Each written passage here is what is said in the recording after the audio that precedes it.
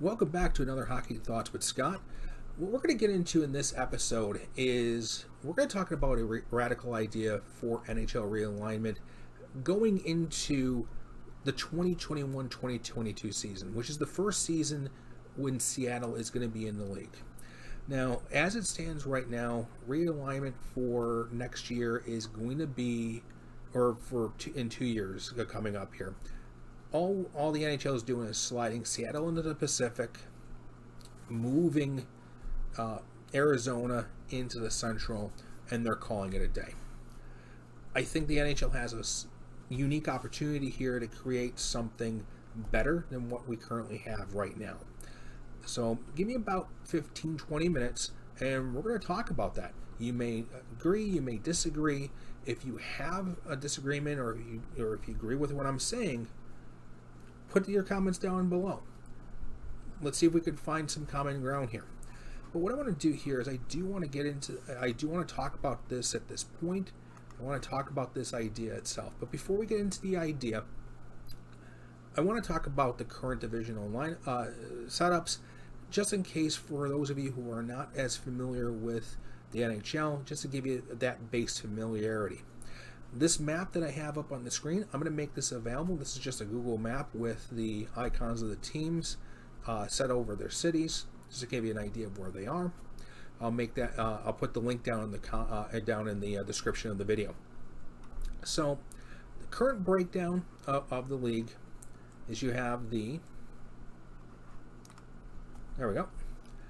The Metropolitan Division. You have the what I still call the Northeast, but it's the Atlantic Division, which is broken really in two halves. You have 6 teams up in the Northeast, and then you got these 2 Florida teams way down here. You have the Central Division, and then you have your Pacific Division. And that's with Seattle starting in the Pacific and Arizona moving into the Central. They're currently in the Pacific right now. They're going to be moving for next year. Now, when we talk about the breakdown of the schedule, because this is going to be an important discussion, an important topic to discuss here, what we're talking about is we are talking about, We are talking about 4 games per divisional rival, 2 to 3 games per conference rival, so going to the other, playing against the other division, and then 2 games against every team in the opposite conference. 1 at home, 1 away. Breaks down to 82 games. Now, this is where I think the NHL has a real opportunity here to make something happen. So I want to talk about this here. We're going to talk about the divisions themselves. Now, instead of having 4 divisions of 8 teams each, my idea has 8 divisions of 4 teams each. So let's talk about how that's going to break down. So the first division is going to be the Northeast Division, which is going to be made up of Boston, the 2 New York teams, and New Jersey. The second division in the East would be what I'm calling the Golden Horseshoe Division. And for those of you who don't know, the Golden Horseshoe is basically around Lake Ontario. So that would include Montreal, Ottawa, Toronto, and Buffalo. Could there be a better name for the division? Sure, if you have a better name for it, again, go ahead and put that down in the comments. Let's go to the third division, which I'm calling the Mid-Atlantic. Philly, Pittsburgh, Columbus, Detroit. And then finally, the Southeast, which would be Washington, Carolina, Tampa, and Florida.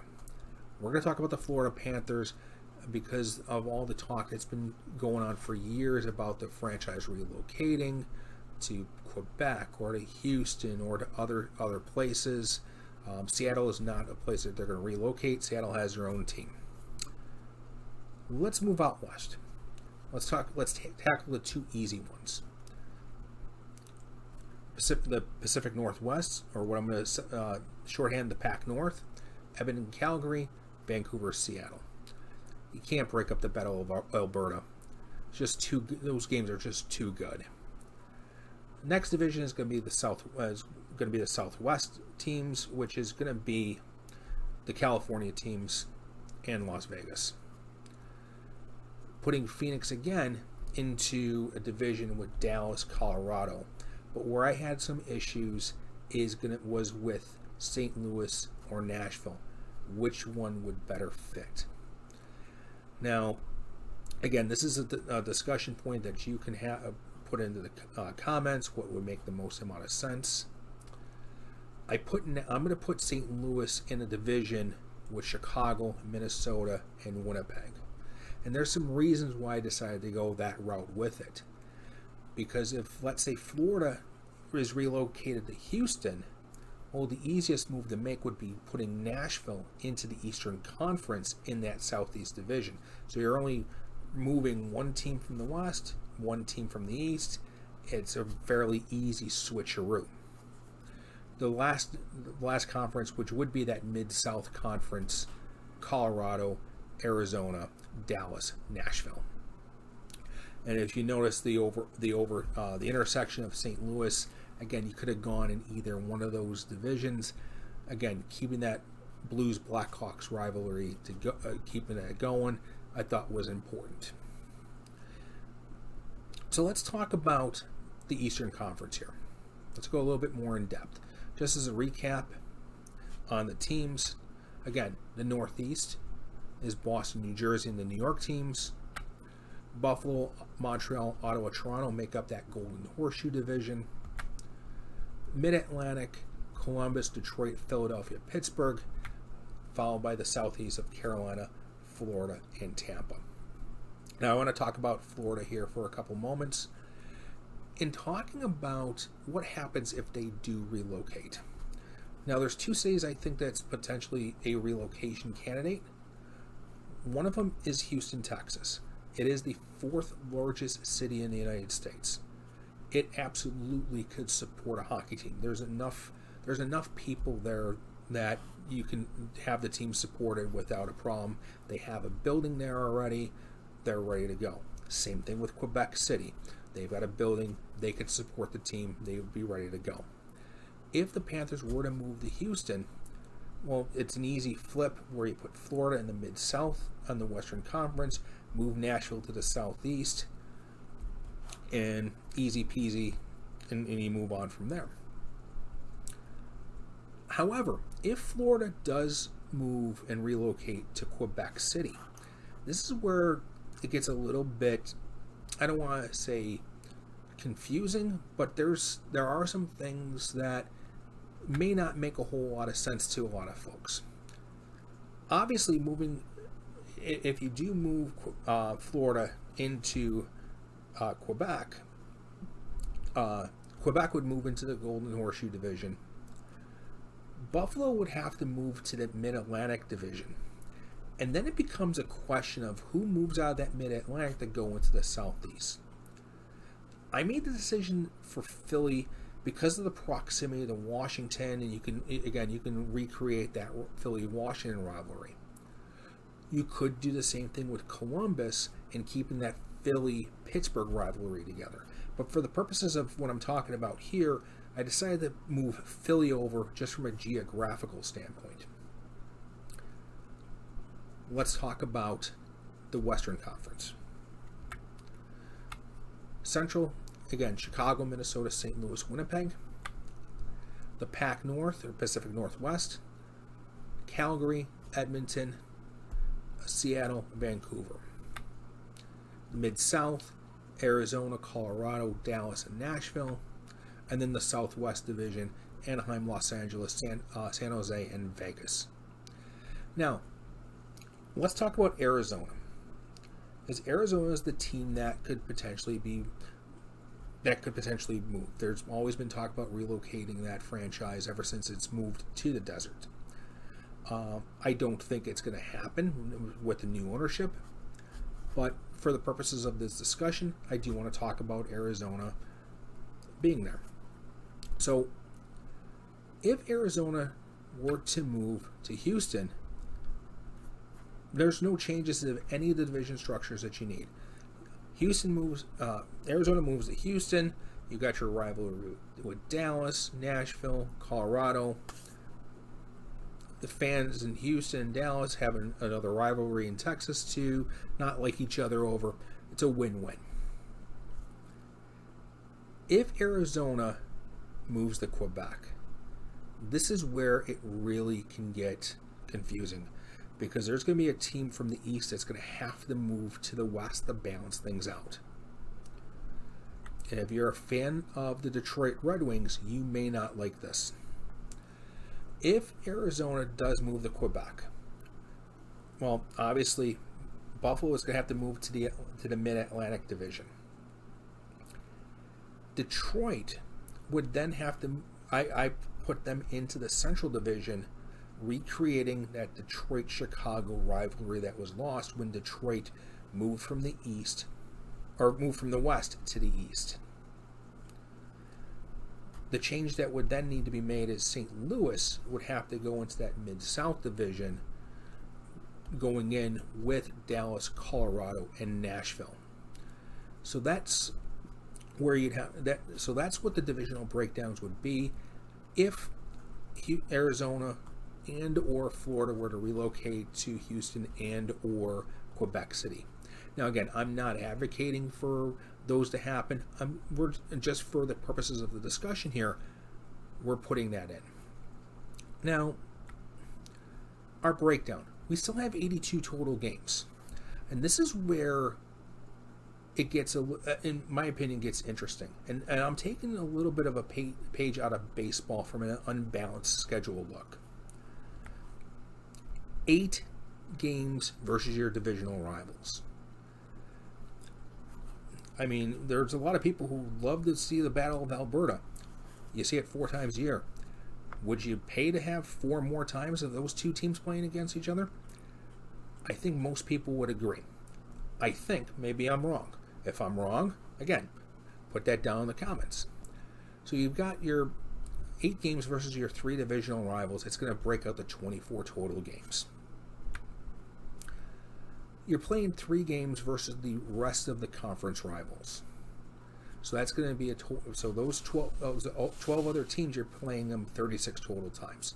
So already you are up to 36 games, or you're up to 60 games. 2 games against, because if you play every team in the opposite conference, you'd be at 92 games. You'd be well over 82 games. So 2 games versus 1 conference in the or 1 division in the opposite conference. So the Northeast may play the Southwest one year twice. The next year they may play the Mid-South twice. So again, it's something from the NFL standpoint where when you have those inter-conference rivalries, you play those inter-conference rivals every 4 years. You're still playing every team every year, but you get that extra game against 1 division in the opposite conference. So there's 8 games. 1 game versus the other 3 opposite conference divisions. There's 12 more games. We're only up to 80. So the last 2 games become almost a quote-unquote wild card game within the conference itself. So, for example, Buffalo and Boston's had a good rivalry over the years. They're no longer going to be divisional opponents. Well, maybe Buffalo and Boston play an extra game a year. They get to have that 4 games. The Rangers and Philly. Again, that's a scenario that you could have an extra game between those 2 teams. Again, there's a lot that you can do here in order to create that. Vegas and Arizona out west from a geographical standpoint. So there's a lot that you can do in setting that up. Maybe you've got 1 team that is designated as a team that you play, or maybe it's, for example, Tampa and Columbus played in the playoffs 2 years in a row. Maybe they play each other an extra time per year. Again, there's a lot that you can do here with it depending on what you want to be able to do and how you want to set that up. That gives you your 82 game schedule. It gives you your unbalanced look. It creates rivalries especially within a geographic location. All that I think is good for the game. Again, that's my opinion of it. Now you may be asking, what about the playoffs? I think the playoffs are actually quite easy to set up, because there's going to be really no significant changes. The biggest significant change that's going to be made is that the 4 divisional winners will take the top 4 spots in the conference. So in the East, the winners of all 4 divisions get slots 1 through 4, all based on record.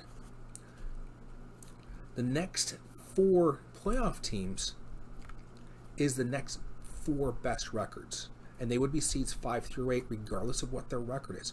So you can have a division winner with a worse record than a wild card, but since they did win their division, they would have home ice in that 7th game of a series if it came down to it.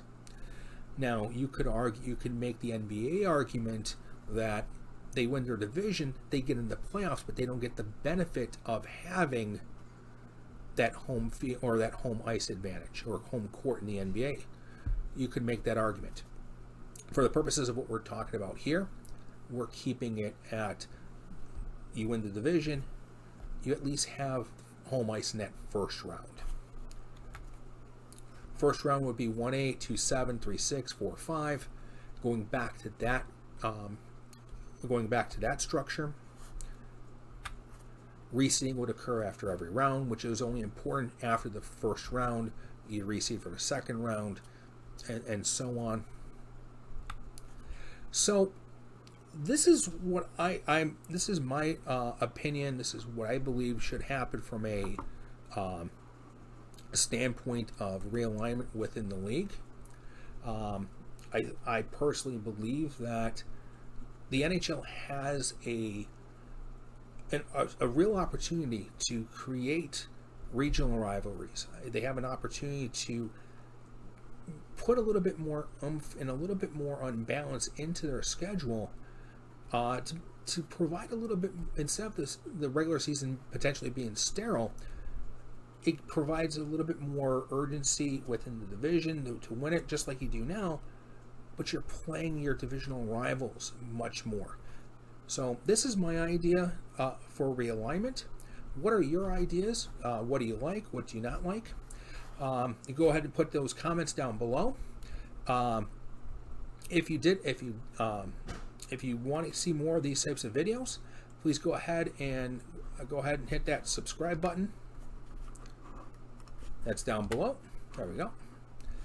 If you like the video, go ahead and smash that like button as well. Thank you very much for watching this. We'll be back next time with another topic on Hockey Thoughts with Scott.